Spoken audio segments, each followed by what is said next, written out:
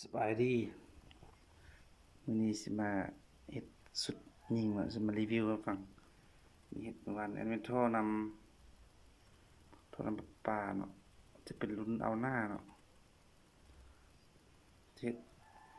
ดึกกลเนาะตัวนี้จะเป็นชุดลูกเลื่อนมันที่จอดนี่มาตัวนี้จะเป็นเข้มไฟเนาะจะเป็นเข้มไฟสิประกอบก่อนเราสิถ่ายรีวิวให้ต้นตื่นเนาะมือบ่ยังง่ายมีแต่สว่านแล้วก็เมินแล้วก็ตุดจอดเนาะ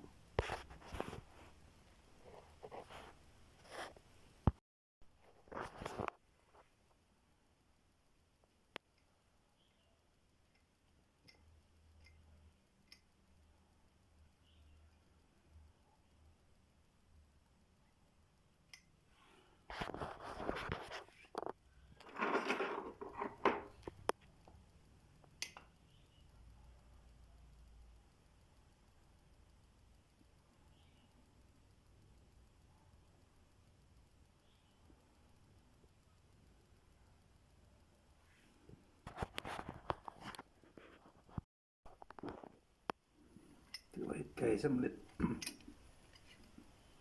สปริงแข้งตึ๊บๆมาเป็นไก่ในช่วงลูกเลื่อนสปริงในแข้งนี่แข้งดีตับ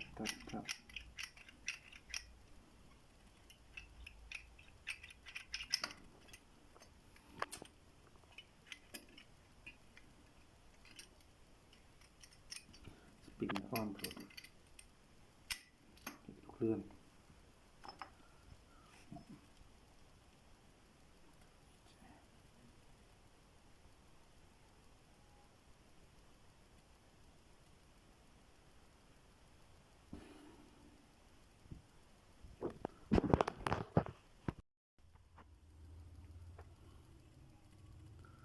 ตัดเอ็ดอันน่ะลูกเลื่อนตัวนึง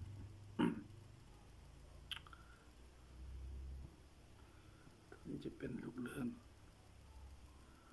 เนาะ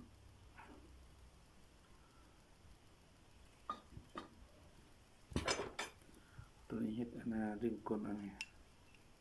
เราไปซอกซ่วมกันตัวนี้ดึงก้น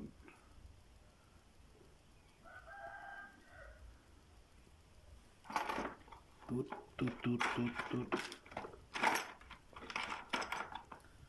นี้ตูดดึงก้นอันนี้มันบ่ได้แปลงเด้อไปซอกซ่วมมันสิแปลงอันนี้สักนิดนี่ซอก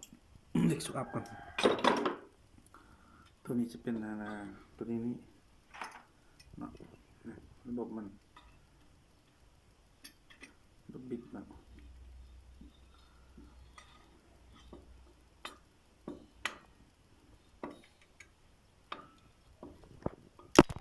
โอ้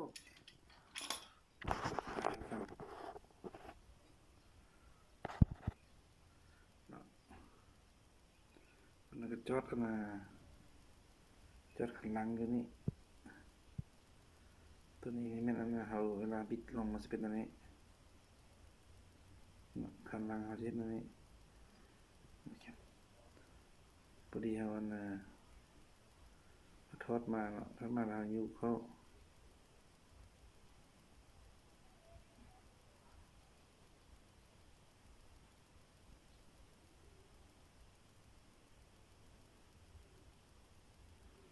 จะเป็นอันนี้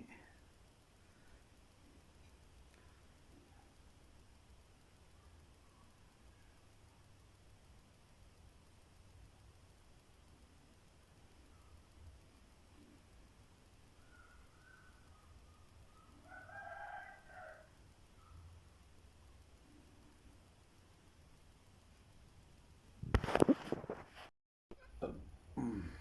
เอาแล้ว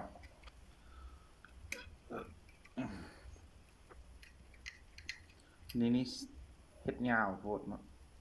ผมจริงบ่เฮ็ดยาวปานใดแต่ว่าตัวนี้นี่เนาะจมเลยมันยาวได้แล้วมันต้องฟัดหูนี่ธรรมดาหูนี่ก็ เอาสว่านสี่พอดีล่มไก่เนาะ แต่ว่ายิงได้แล้วเนี่ยอย่างจอดนี่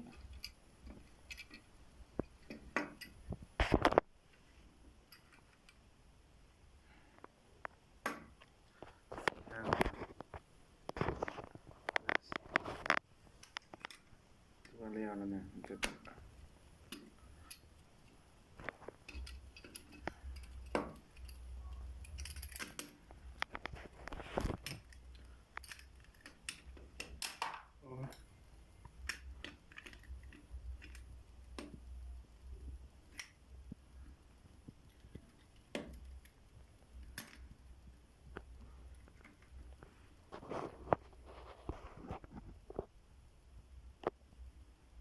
ไก่เห็นแล้วง่ายๆ